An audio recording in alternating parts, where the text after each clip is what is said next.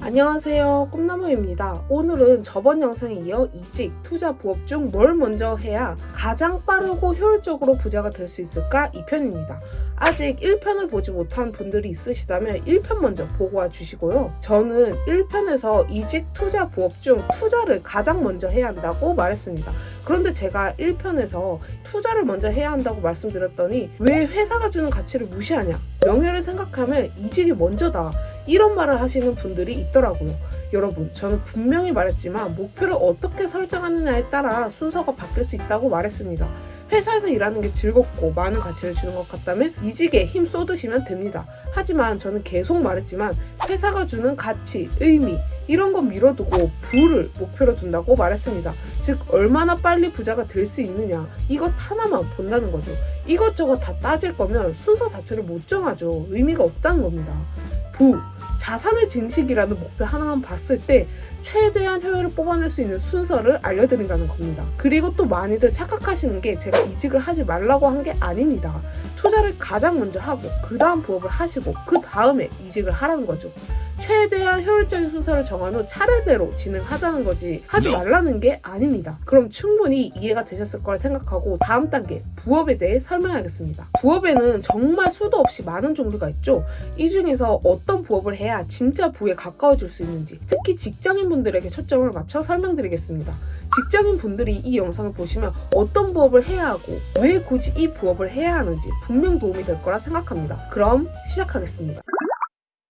자, 부업에는 두 가지 종류가 있습니다. 상방이 열려있는 부업과 상방이 닫혀있는 부업입니다. 이게 뭘 의미하는지 자세히 설명드리겠습니다. 이제부터 진짜 중요한 얘기입니다.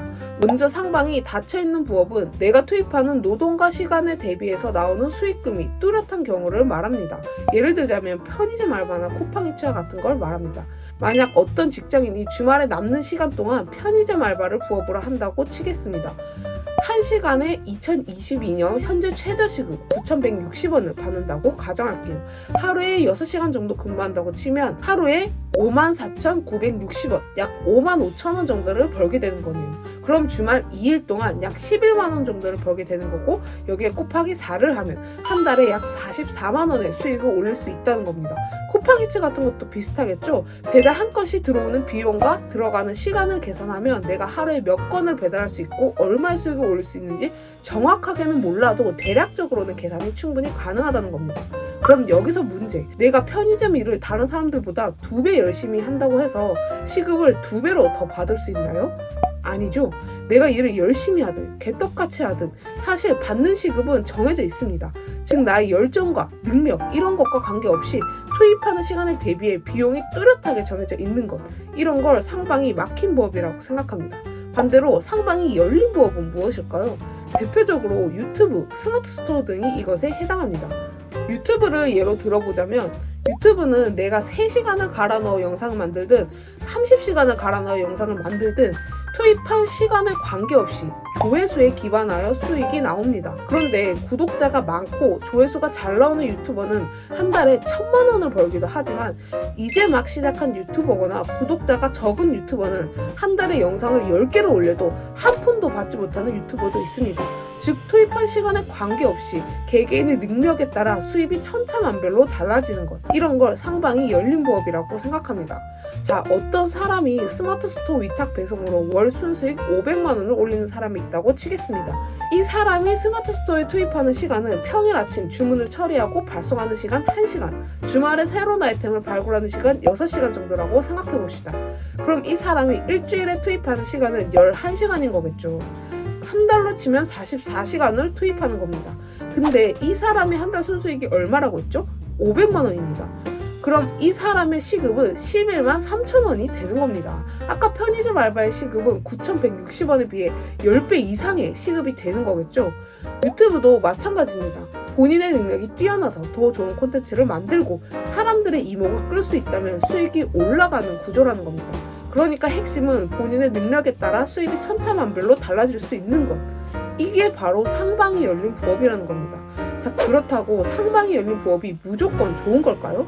아닙니다. 먼저 상방이 닫힌 부업, 상방이 열린 부업 둘 다 장단점이 있습니다. 상방이 닫힌 부업의 장점은 무엇일까요?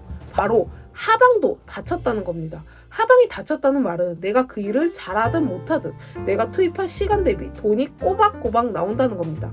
안정적인 부업이라는 게 가장 큰 장점입니다. 반대로 단점은 내가 그 일을 잘하더라도 한계가 명확하다는 게 단점이겠죠. 반대로 상방이 열린 부업의 장점은 내가 능력만 된다면 수익이 천장을 뚫고 한계 없이 계속 올라갈 수 있다는 게 가장 큰 메리트겠죠. 하지만 반대로 단점은 하방도 열려있다는 겁니다. 여기서 하방이 열려있다고 해서 막 수익이 마이너스가 나지는 않겠지만 내가 100시간을 투입하더라도 한 푼도 벌지 못할 수도 있다는 겁니다. 그렇다면 직장인은 어떤 부업을 해야 할까요? 눈치채셨겠지만 당연히 상방이 열린 부업을 해야 합니다. 왜일까요? 우리는 본업 자체가 이미 상방이 닫힌 부업이라는 겁니다.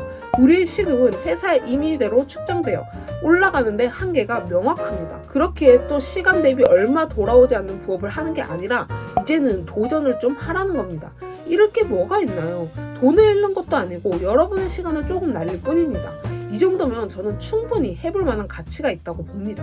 실패했을 때 나는 리스크 대비 성공했을 때 돌아오는 이익이 훨씬 크니까요. 추가로 상방이 열린 부업을 안정적으로 잘 하려면 두 가지가 필요합니다.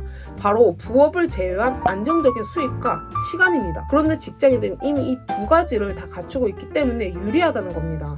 월급이라는 형태로 안정적인 수입을 갖고 있고 회사에서 근무하는 시간을 제외하고도 남는 시간이 분명히 있기 때문에 상방이 열린 부업을 하기에 최적화됐다는 겁니다. 이게 잘 되면 직장 수입보다도 훨씬 더 큰 수익을 올릴 수 있는 거고요. 다만 난이도로 봤을 때는 당연히 상방이 닫힌 부업보다는 상방이 열려있는 부업이 훨씬 높다는 게 사실입니다. 또 이렇게 말할 수도 있을 것 같아요. 유튜브도 무슨 콘텐츠가 있어야지. 나는 아무것도 없는데 뭘 주제로 하라는 거야. 스마트 스토어도 아이템이 있어야지. 나는 아무것도 없는데 어떻게 하라는 거야. 그리고 이거 하려면 사업자도 있어야 하고 이것도 해야 하고 저것도 해야 하고 너무 귀찮고 어려워. 이런 분이라면 상방이 닫혀있는 부업을 하세요. 저는 부업을 아예 안 하는 것보다는 뭐라도 하는 게 훨씬 낫다고 생각합니다. 월 40만원, 50만원의 부수입이라도 직장인에게는 정말 큰 돈이잖아요. 그럼 이제 이렇게 말할 수도 있을 것 같습니다. 아니 그 정도 돈 받자고 부업을 하라고? 그럼 이직이 차라리 더 나은 거 아니야? 네, 그러면 이직을 먼저 하면 됩니다. 그러나 더 좋은 연봉을 주는 회사로의 이직이 절대 쉬운 게 아니라는 건 다들 아실 겁니다. 이직에 많은 시간을 쏟아 넣었지만 실패할 수도 있는 거니까요. 그럼에도 이직을 통해 돌아오는 수익이 크다면 이직을 먼저 준비하는 게 맞겠죠. 하지만 그래도 이직보다는 투자가 먼저라는 점 잊으시면 안 됩니다. 마지막으로 총 정리를 하자면 직장인이라면 이직, 투자, 부업 중 가장 먼저 투자를 시작해야 한다. 투자를 통해 먼저 내 돈을 일을 시켜놓고 두 번째로 상방이 열린 부업을 시작하자. 다만 상방이 열린 부업을 하는 게 너무 힘들다면 상방이 닫힌 부업을 하면서 이직을 준비하거나 아예 이직을 먼저 하고 부업을 생각해보자. 자, 오늘은 이렇게 이직, 투자, 부업 중 가장 빠르게 부자가 될 수 있는 순서를 정해보고 어떤 부업을 하는 게 좋을지 말해보는 시간을 가져봤는데요. 도움이 좀 되셨나요? 물론 개개인마다 각자의 사정이 있기에 제 말이 모든 사람에게 적용되는 말은 아닐 겁니다. 또 순서가 바뀌었다고 해서 그 사람이 틀렸다는 것도 아닙니다. 저는 최고의 효율을 찾아낼 뿐이지 개인의 취향 차이라는 게 분명히 있으니까요. 나는 곧 죽어도 투자보다는 이직이 더 좋아 하시는 분이라면 이직을 하셔야죠. 추가적으로 하고 싶은 말은 투자, 이직, 부업 중 세 가지를 동시에 하는 건 정말 너무 힘들 거라고 생각합니다. 오해하시면 안 되는 게 세 가지를 동시에 하라는 게 아니라 뭘 먼저 할지 순서를 정해준 것 뿐이라는 겁니다. 사실 투자, 이직, 상방이 열려있는 부업 중 두 가지만 잘해도 됩니다. 더 솔직히 말하면 사실 투자 한 개만 잘해도 부자가 될 수 있다는 게 제가 내린 결론입니다. 한 가지부터 잘하고 그 다음을 생각합시다. 여러분, 저는 부자가 되는 건 마라톤이랑 비슷하다고 생각해요. 단기적으로 볼 게 아니라 장기적인 플랜을 가지고 하루하루 최선을 다하다 보면 결국엔 꼬린 지점에 들어갈 수 있다고 봅니다. 힘들 땐 쉬어가기도 하면서요.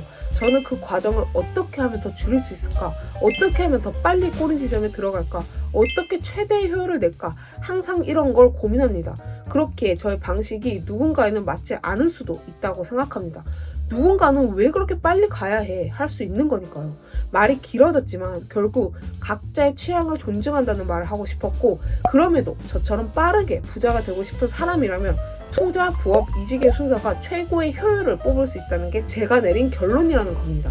도움이 좀 되셨을까요? 그럼 오늘도 도움이 되셨다면 구독과 좋아요는 팁이라고 생각하겠습니다.